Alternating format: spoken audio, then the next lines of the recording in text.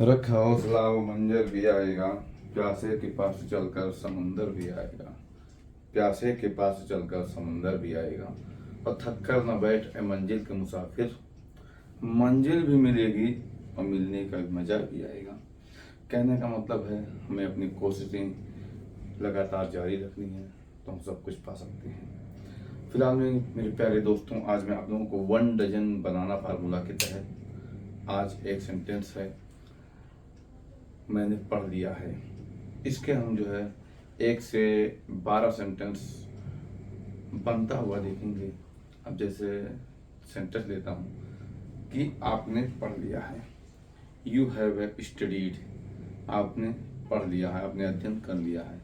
अगर हम इसको बोलना चाहें कि हमने नहीं पढ़ा है तो हम इसको कहेंगे यू हैव नॉट स्टडीड, या इसको हैव नॉट को हम शॉर्टकट में बोलते हैं हैवंट। यू हैवंट स्टडीड, आपने नहीं पढ़ा है या आपने नहीं पढ़ लिया है। और अगर हम कहना चाहें कि क्या आपने पढ़ लिया है तो उसी हैव को हम पहले ले आएंगे, हैव यू स्टडीड, यानी कि क्या आपने पढ़ लिया है। और क्या आपने नहीं पढ़ा है अगर हमें इस तरीके से कहना हो तो हैव यू नॉट स्टडीड कहेंगे, यानी कि हैव के बाद में सब्जेक्ट यू लगा देंगे, उसके बाद नॉट लगा देंगे, फिर स्टडीड वर्ब की तीसरी फॉर्म लगा देंगे, हैव यू नॉट स्टडीड। अगर हमें कहना हो कि क्या मतलब क्या आपने नहीं पढ़ा है तो हम उसको कहेंगे हैवंट यू स्टडीड, यानी कि शॉर्टकट में हो गया हैव यू नॉट को हम अगर कहना चाहें शॉर्ट फॉर्म में तो हैवंट यू कहेंगे, हैवंट यू स्टडीड। और अगर हम कहें कि क्या आपने क्यों पढ़ लिया है तो वाई हैव यू स्टडीड, और वाई हैवंट यू स्टडीड, आपने क्यों नहीं पढ़ा है या क्यों नहीं पढ़ लिया है। और आपने कहाँ पढ़ा है, वेयर हैव यू स्टडीड, आपने कहाँ नहीं पढ़ा है, वेयर हैवंट यू स्टडीड, आपने कहाँ नहीं पढ़ा है। आपने कैसे पढ़ा है, हाउ हैव यू स्टडीड, आपने कैसे नहीं पढ़ा है, हाउ हैवंट यू स्टडीड। और आपने किसके साथ पढ़ा है, with whom have you studied, आपने किसके साथ नहीं पढ़ा है, विद हुम के साथ हैवंट लगा देंगे, with whom haven't you studied, आपने किसके साथ नहीं पढ़ा है। तो देखा गाइस, आपने कब क्यों कहाँ कैसे किसके साथ, इस तरीके से एक सेंटेंस से हमने 12 सेंटेंस 14 सेंटेंस बहुत आसानी से तरीके से बना दिए।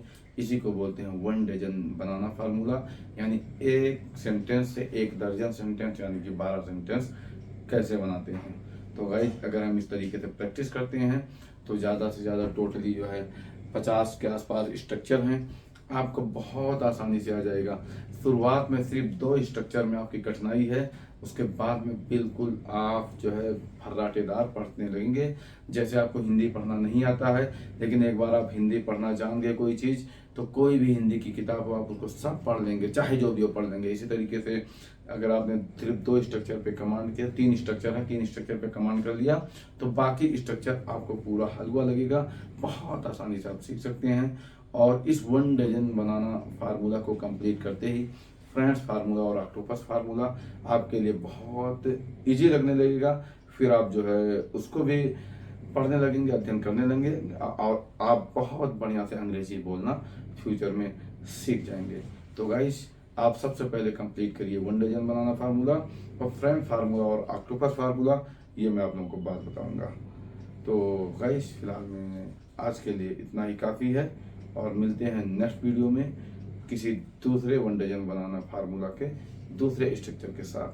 Thank you.